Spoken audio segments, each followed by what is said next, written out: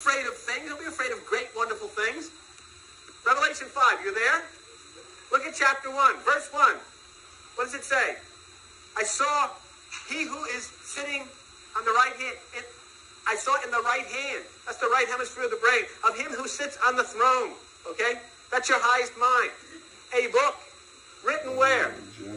Within. And where else? You're sitting on it. Sealed with how many seals?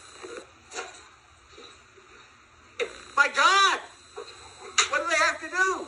Spell it out? He did. That's the book of life. It's in the Bible. Nobody ever told you it's in the Bible. See? So there it is.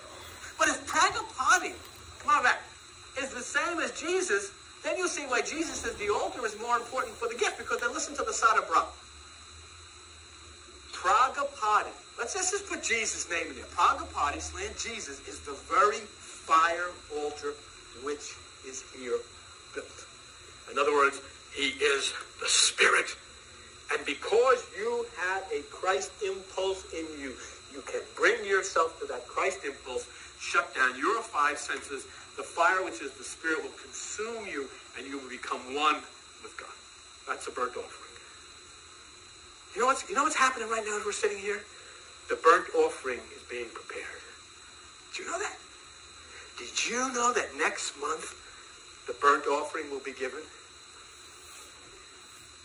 The sun and the sky will enter into the lamb, Aries. And you know what's going to happen? Spring is going to come because of the burnt offering. God will be pleased, and there will be flowers in abundance and new colors. And the animals will have their little ones, and all earth will teem with life because of the fire, which is the Spirit. It's intercoursed, which is with the lamb, the burnt offering. And exactly as it happens outside, it happens within you. When that energy rises up into the pineal gland of the brain, that fire comes and consumes you, and you become one with God. And this is the good part. You then sit at the right hand of the Father as the sun sits in the right hand hemisphere of the eastern sky. Summer comes, all that was dormant within you, all that was dead within you, new life bursts forth. Where there was no color, there's color. Where there were things which were dead, there's now life. And it's you. Wait a minute. I have a bulletin that just came out. What is it? You have a... yes, you have a bulletin here. Wait a minute. You have a bulletin. What is the bulletin? It's this month, not next. This month. Well, isn't this wonderful? Happy... spring. Happy spring.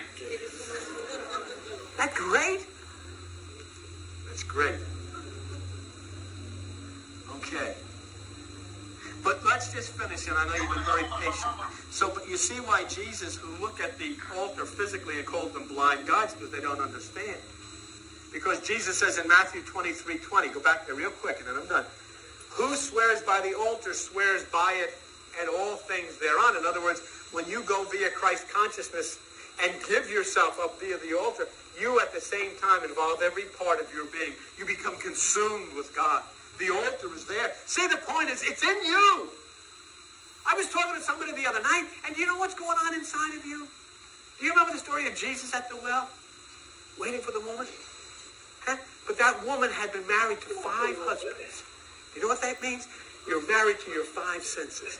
Sight, taste, touch, smell, hearing. You've got to come in meditation out into the desert.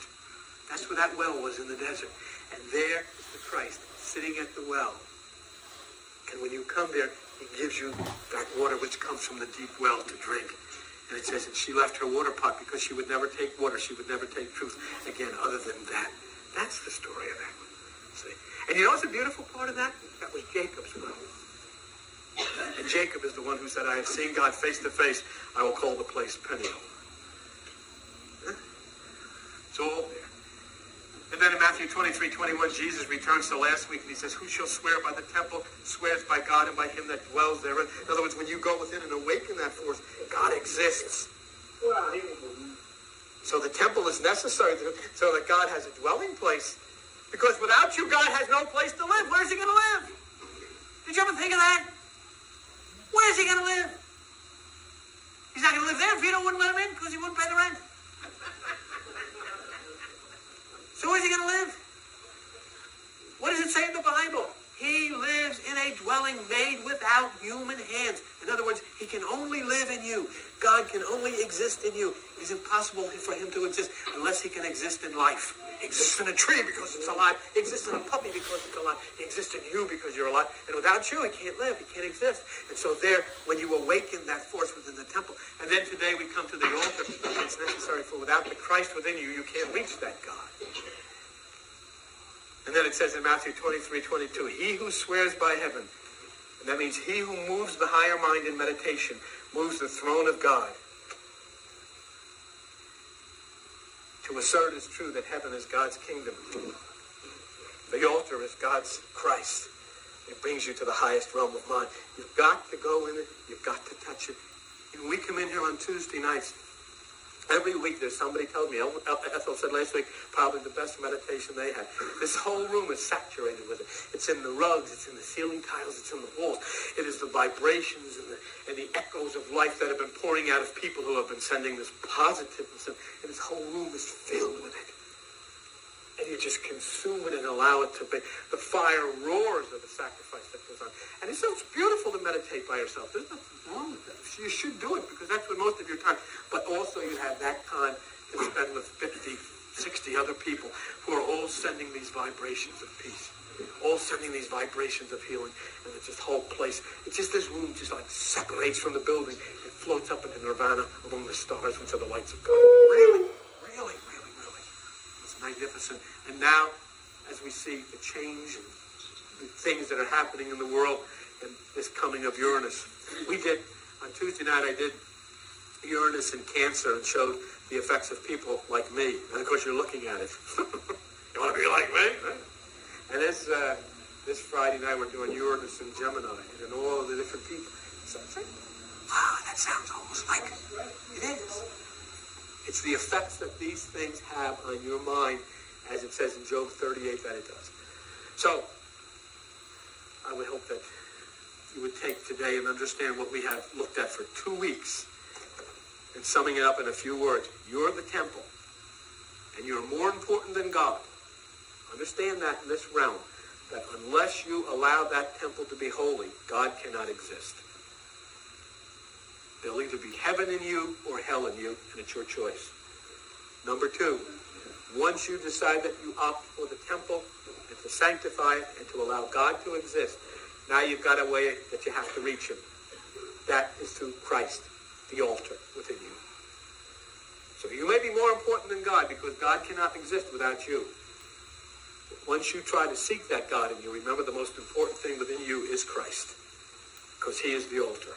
And you start by listening and reading what he said. And he put it very simple.